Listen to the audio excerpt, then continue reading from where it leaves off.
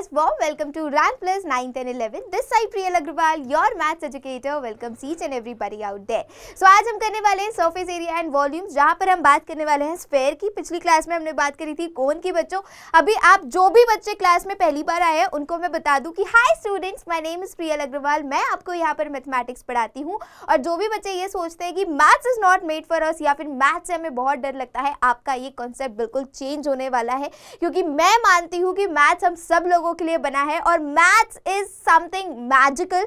एक बार अच्छी लग गई तो मैं बता रही हूँ, प्यार करे बिना आप जा ही नहीं सकते मैथ्स से। Maths is something you will gonna fall in love with it. तो चलिए फिर इसी के साथ स्टार्ट करते हैं आज का मजेदार एंड धमाकेदार mind blowing session. Everybody, if you are new to the channel, do not forget to hit the subscribe button, because this channel is just a one stop solution for each and everybody out there. जो भी class 9th और class 11th के बच्चे हैं उन सभी लोगों के लिए एक वन स्टॉप सोल्यूशन है, क्योंकि यहाँ पर आपका बेस्ट कंटेंट आपको डिलीवर किया जाता है with the best faculty all over the country. इसी के साथ आगे बढ़ते हैं। जो मेरे पुराने बच्चे हैं उन लोगों ने ऑलरेडी हमारा टेलीग्राम ज्वाइन कर लिया है, and the students who are watching me for the very first time और who came here on this channel for the very first time, what you guys are waiting for? जल्दी से जाओ, go and do check the description में आपको एक Telegram link मिलेगा।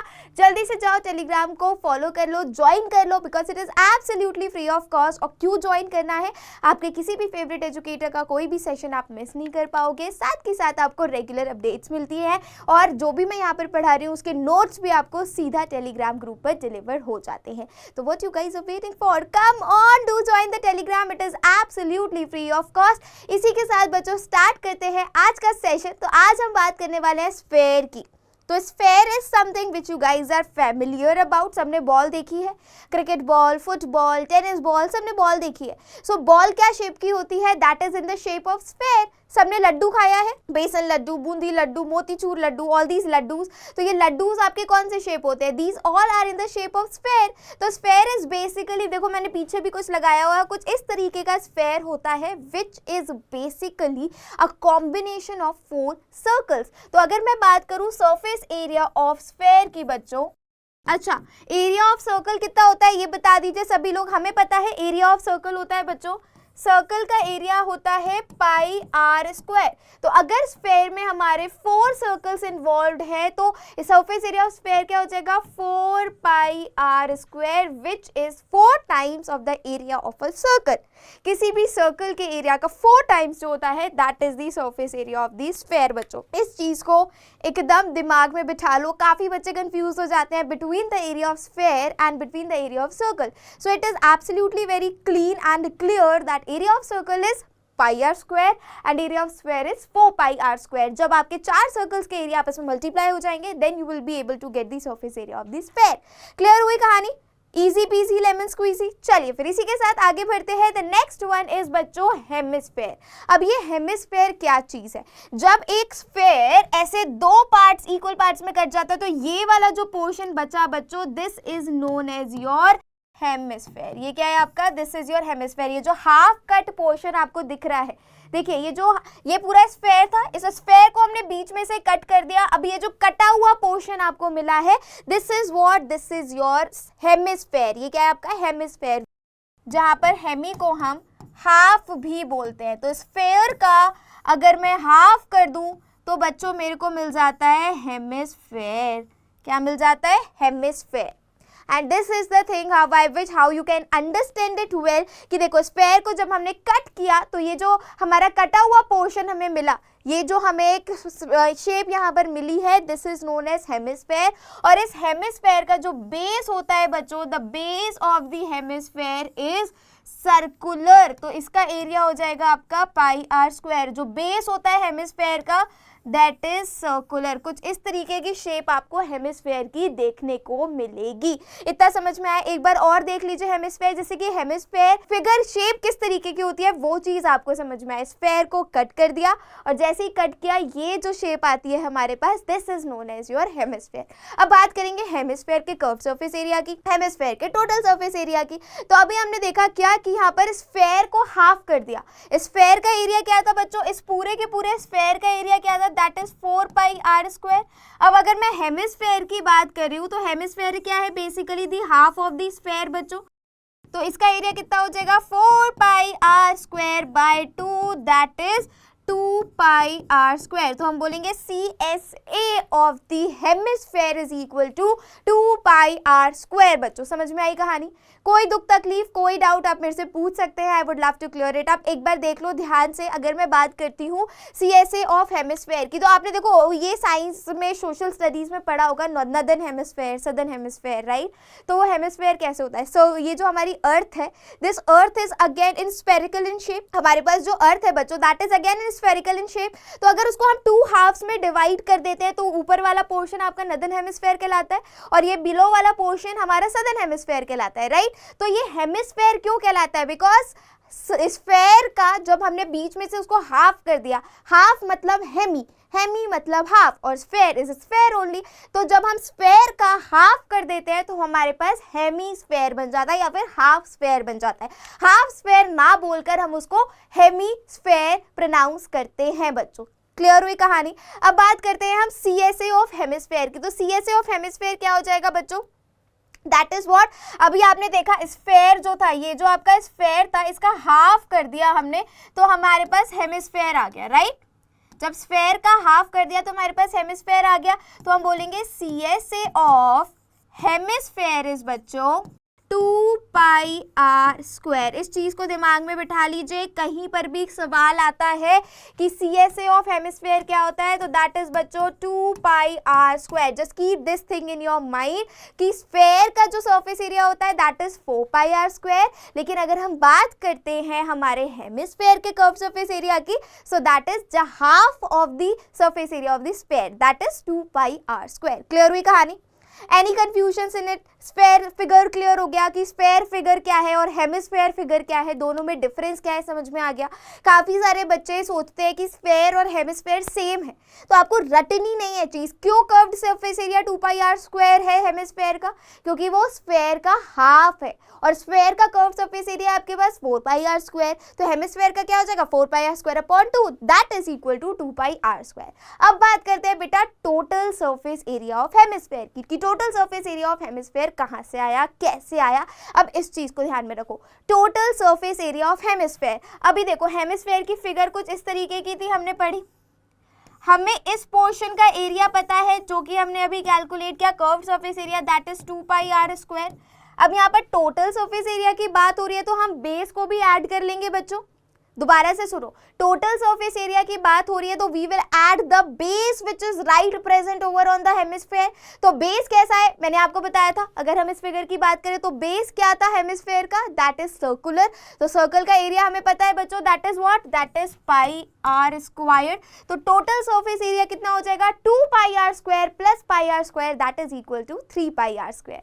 तो हम यहाँ पर लिख सकते हैं that total surface area of hemisphere that is pi r square which is the base area plus 2 pi r square which is the curved surface area that is equal to 3 pi r square and this is your answer बच्चों। ये आप सभी लोगों का answer हो गया। Clear हुई बात? Any confusions, any doubts, you guys can go ahead and clear it up everybody. समझ में आई कहानी? किसी को कोई प्रॉब्लम, किसी को कोई डाउट आप मुझे बता सकते हैं, would love to clear it up everyone.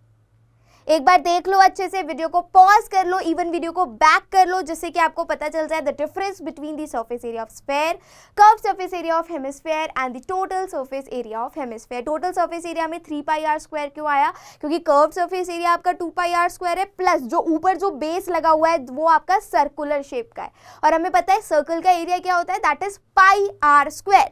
तो 2 pi r square plus pi r square will gonna give you 3 pi r square which is basically the total surface area of a hemisphere. Simple simple simple.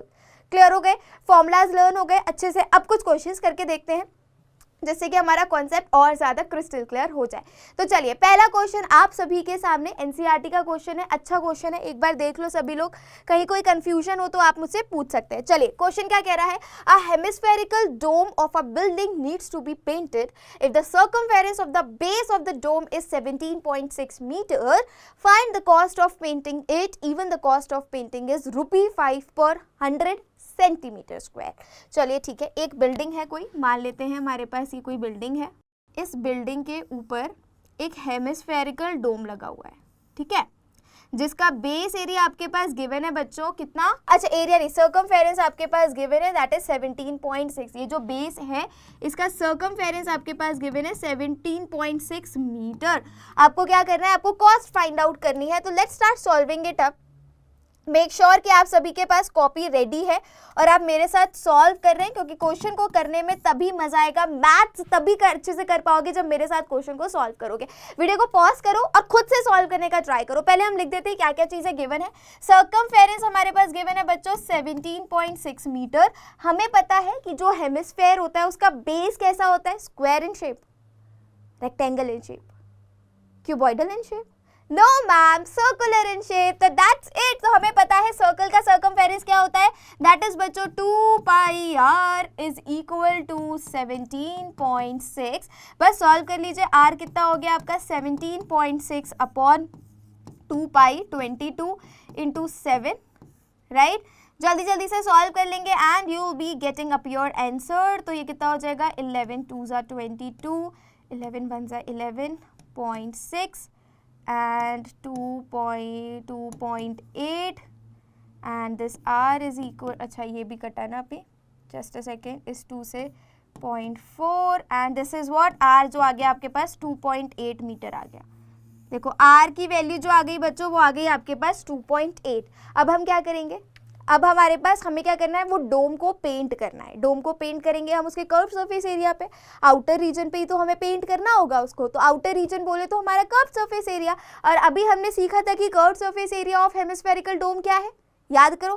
Curve surface area of hemispherical dome क्या है बेटा, curved surface area of hemisphere is what, that is 2, hemisphere is what, that is 2 pi r square। r आपने calculate कर लिया है तो यहाँ से हम CSA निकाल सकते हैं। कोई दुख तकलीफ कोई डाउट जल्दी से बताओ, कम ऑन। तो हमारा CSA कितना हो जाएगा बच्चों, that is 2 into 22/7 into r कितना निकला है हमारा 2.8 into 2.8। एक बार हम इससे काट देते हैं 0.4, that is what 44 into 0.4 into 2.8। जब हम इसको कैलकुलेट कर लेंगे, मैं कैलकुलेशन करके लाई थी, दैट इज 49.28 मीटर स्क्वायर। ये हो गया आपका CSA। पहले इतना बताओ, इतना क्लियर हुआ। अभी क्वेश्चन खत्म नहीं हुआ है। क्वेश्चन में हमें क्या फाइंड आउट करना है बच्चों, we have to find the cost of the painting and it is given that ₹5 पर 100 सेंटीमीटर स्क्वायर। लेकिन यहाँ पर तो सब कुछ हमारा मीटर स्क्वायर में चल रहा है, तो 100 सेंटीमीटर स्क्वायर की कॉस्ट, हम पहले 1 मीटर स्क्वायर की कॉस्ट निकाल लेंगे। 1 मीटर स्क्वायर की कॉस्ट कितनी हो जाएगी, 5 into 100, that means 1 metre square is equal to 500 rupees. 1 metre square में 500 रुपए लग रहे हैं, तो 49.28 इंटू 500 कर दूंगी तो मेरे पास टोटल कॉस्ट आ जाएगी। इतना नोट करो, फिर आप आगे बढ़ते हैं। जल्दी से इतना सॉल्व करो सभी लोग।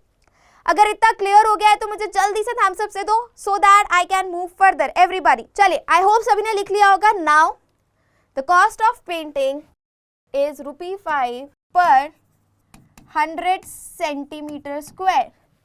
ठीक है, तो फिर the cost of painting for 1 metre square will be what बच्चों, that is 500 rupees. 1 metre square की कॉस्ट कितनी आ गई, 500 रुपीज। तो total cost will be what बच्चों, दैट इज 500 इंटू एरिया कितना आया था 49.28 that will be rupees. It will be rupees somewhat, मैं कैलकुलेट करके लाई हूँ 24640। All right, 24640। बस आपको क्या करना है, you have to just multiply this number and you will be getting up your answer. Easy peasy लिमिट्स को इजी। चलो बताओ, समझ में आ गया। हेंस, ये हेंस बड़ा जरूरी होता है, ये जरूर लिख दिया करो बेटा। Hence the cost required to paint hemispherical dome is ₹24,640 and this is your answer. Just go and note it down faster. Come on, जल्दी से नोट डाउन कर लो। किसी को कोई दिक्कत, किसी को कोई डाउट है, would just love to clear it up. Do comment below कहीं पर कोई दिक्कत आ रही है इस क्वेश्चन में। बड़ा प्यारा क्वेश्चन है। स्टार्ट देख लो, पहले क्वेश्चन का क्या था, हमारे पास सर्कमफेरेंस दे रखा था बेस का and it is already given. देखो, if the circumference of the base. अब आपको ये चीज याद रखनी है कि आपका हेमिस्फेयर का बेस कौन से शेप का होता है, स्क्वायर शेप का होता है, रेक्टेंगुलर शेप का होता है, नहीं बाबा सर्कुलर शेप का होता है। और सर्कल का सर्कमफेरेंस तो हमने बचपन से सीखा हुआ है, दैट इज 2 पाई आर। तो बस हमने 2 पाई आर लगाया, आर की वैल्यू कैलकुलेट करी, जैसे हमारे पास आर की वैल्यू आ गई हमने हेमिस्फेयर का CSA निकाल लिया। हेमिस्फेयर का CSA हमें पता है 2 पाई आर स्क्वायर, वो आ गया हमारे पास कैलकुलेट करके 49.28। जैसे हमारे पास ये आ गया, अब हमारे पास गिवन था कि 5 रुपीज पर 100 सेंटीमीटर स्क्वायर की कॉस्ट है, तो हमने 1 मीटर स्क्वायर की कॉस्ट निकाली जो कि आ गई 500 रुपीज, उसको हमने CSA से मल्टीप्लाई कर दिया and here is the cost which will be required to paint the entire hemispherical dome. Understood? Clear है? इजी था, डिफिकल्ट तो नहीं था। चलिए फिर इसी के साथ बढ़ते हैं हमारे नेक्स्ट क्वेश्चन की तरफ। मेक श्योर कि आप सभी लोग मेरे साथ क्वेश्चन को सॉल्व करें, उससे कैसे देख नहीं रहे हो, कैसे बैठ गए हो and you are just don't do that. You guys have to solve the questions with me. That is very very important. चलो, the next one says find the total surface area of a hemisphere of radius 10 centimeter used by 3.14. Wonderful. हमारे पास देखो कुछ questions ऐसे होंगे बेटा जहाँ पर stated होगा कि आपको पाई 3.14 यूज करना है। वाई? बिकॉज कैलकुलेशन ईजी हो जाती है। अगर मैं यहाँ पर अगर 22/7 यूज करती तो शायद डिफिकल्ट हो जाता। अभी करके देखते हैं, पता चल जाएगा। So here whatever it is given, find the total surface area of hemisphere. ठीक है, रेडियस हमारे पास गिवन है 10 centimetre. Total surface area of hemisphere क्या होता है बच्चों? That is 3 pi r square. ये कैसे आया? CSA plus base area. तो CSA होता है हमारा 2 pi r square, base area होता है हमारा pi r square, so that will be बच्चों 3 pi r square. Total surface area of hemisphere हो गया। ठीक है, total surface area of hemisphere हो गया 3 इंटू पाई की वैल्यू ऑलरेडी हमारे पास स्टेटेड है यहाँ पर, दैट इज 3.14।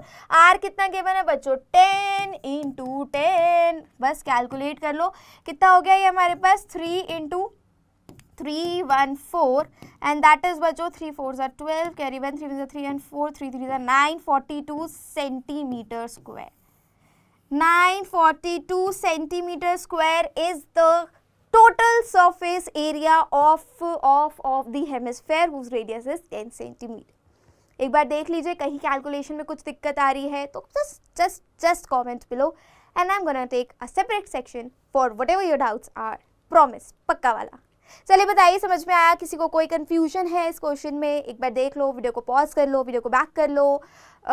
अगर इजी लग रहा है तो आप फास्ट फॉरवर्ड करके भी वीडियो को देख सकते हो, इट्स टोटली योर चॉइस। चलिए, आई गेस समझ में आ गया। नेक्स्ट क्वेश्चन की तरफ बढ़ते हैं and what is the next question saying? अच्छा क्वेश्चन है। The radius of a spherical balloon, figure हमें पता चल गई, शेप हमें पता चल गई, spherical balloon increases from 7 centimeter to 14 centimeter as air is being pumped into it. ठीक है, पहले मेरा बलून था 7 सेंटीमीटर की रेडियस का, जैसे ही उसमें एयर भरी गई फिर उसका जो हमारा रेडियस था वो 14 सेंटीमीटर हो गया। रेडियस ही तो गिवन थी, हाँ ठीक है, रेडियस इंक्रीज हो गया। अब क्या कह रहा है? The air being pumped into it, find the ratio of the surface area of the balloon in these two cases. चलिए, बढ़िया क्वेश्चन है। शेप क्या है बच्चों? शेप है स्फेरिकल। तो हमारे पास सरफेस एरिया ऑफ स्फेयर क्या होता है? अभी हमने पढ़ा था 4 times of the circular area, that is 4 pi r square. तो हमारे पास पहले हम निकाल लेते हैं बलून, इसको हमने बलून ए मान लिया, इसको हमने बलून बी मान लिया। ठीक है, तो हम निकालेंगे पहले सरफेस एरिया ऑफ बलून ए। कितना हो जाएगा? 4 pi r square, that is बच्चों 4 इंटू पाई। कितना है? पाई कुछ हमारे पास स्टेटेड नहीं है तो हम पाई की वैल्यू कुछ नहीं लगाएंगे, मतलब let it be like this only. R square is what?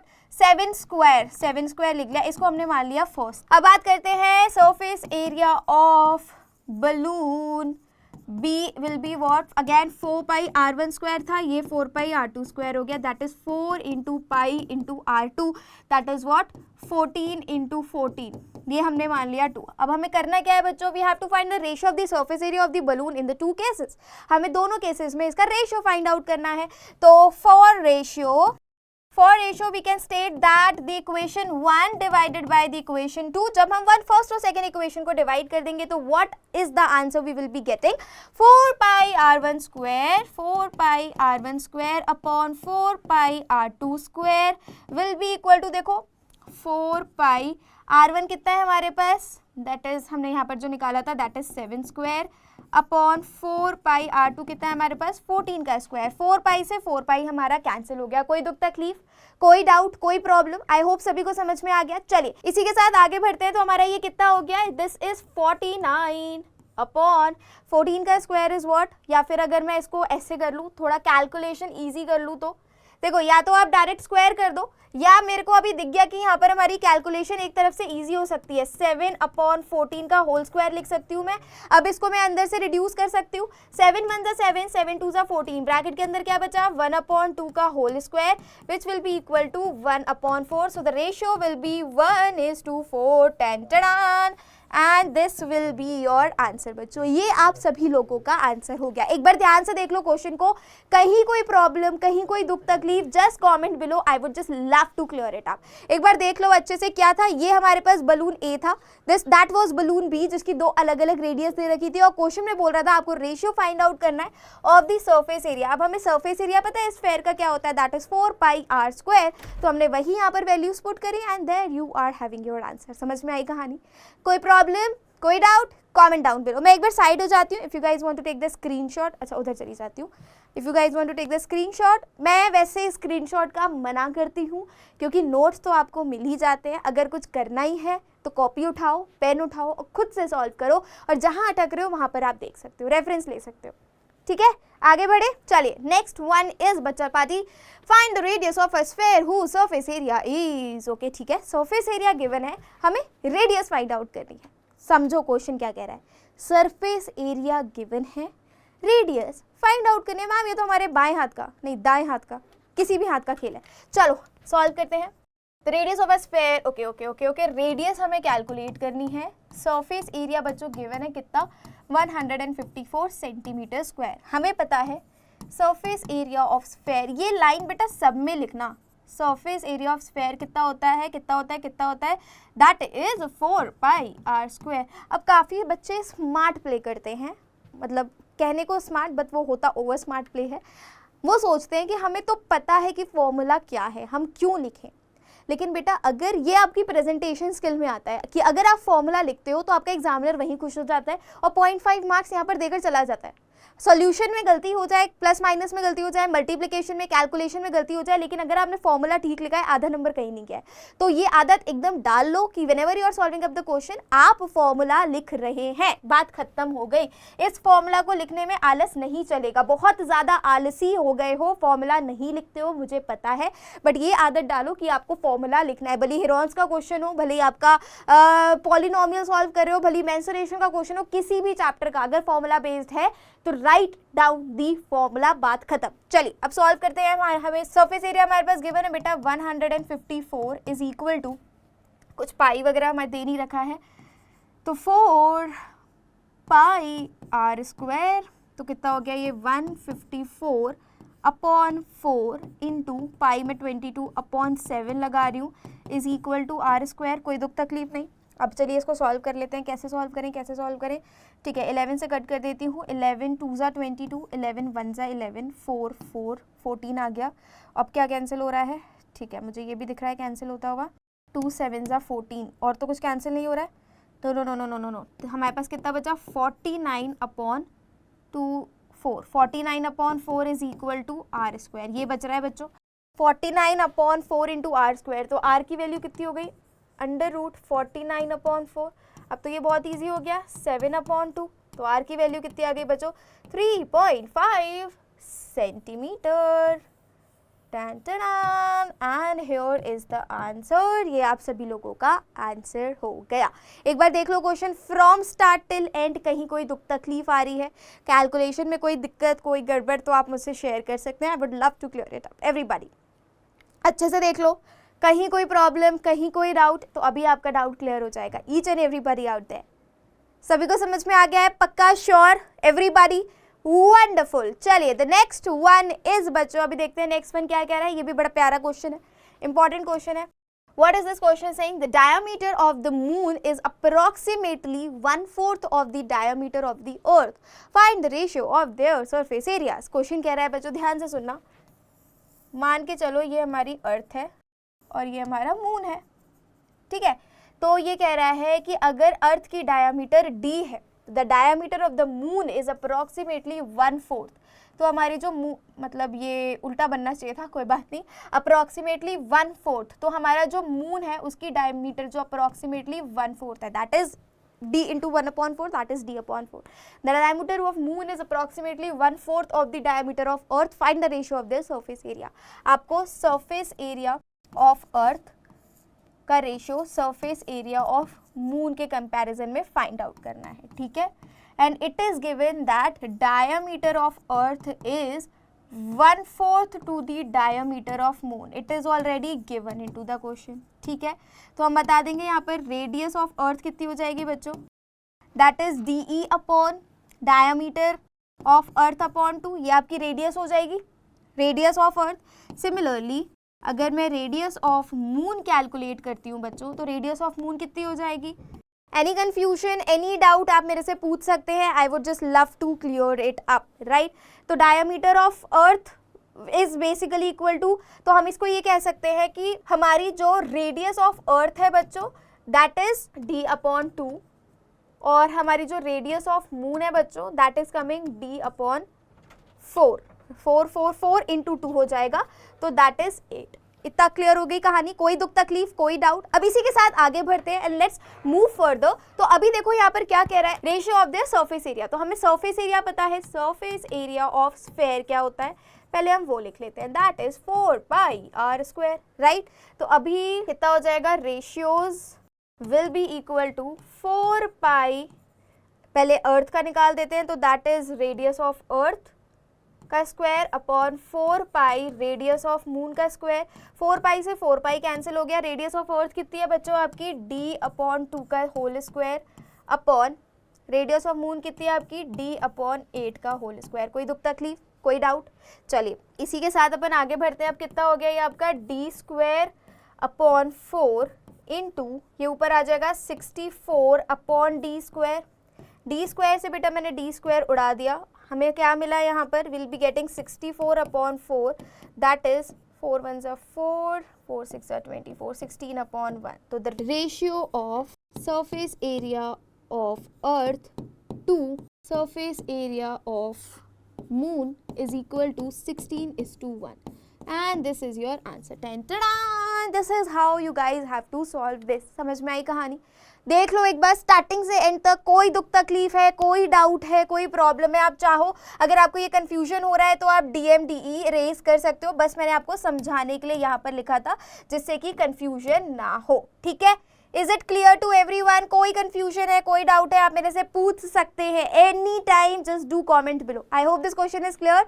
चलिए the next question is, the hemispherical bowl is made up of steel of इतना centimetre thick, the inner radius of the bowl is given, find the outer curve surface area. Interesting question, कुछ इस तरीके का figure बनेगा बच्चों, एक बार खुद से ट्राई करना। क्वेश्चन बहुत इजी है, काफ़ी सारे क्वेश्चन हमने खुद से अभी यहाँ पर सॉल्व करें। अगर आपने फुल कॉन्सेंट्रेट होकर ये वीडियो देखी है तो ये क्वेश्चन आपके दाएं बाएं किसी भी हाथ का खेल है, जल्दी से सॉल्व करना, आंसर कमेंट करना।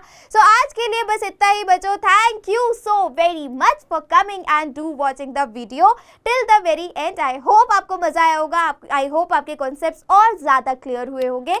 तो मिलती है प्रियल मैम आप सभी को नेक्स्ट वीडियो में। Till then take care of yourself, stay safe, stay happy, मुस्कुराते रहो, पढ़ते रहो एंड ऑल द बेस्ट।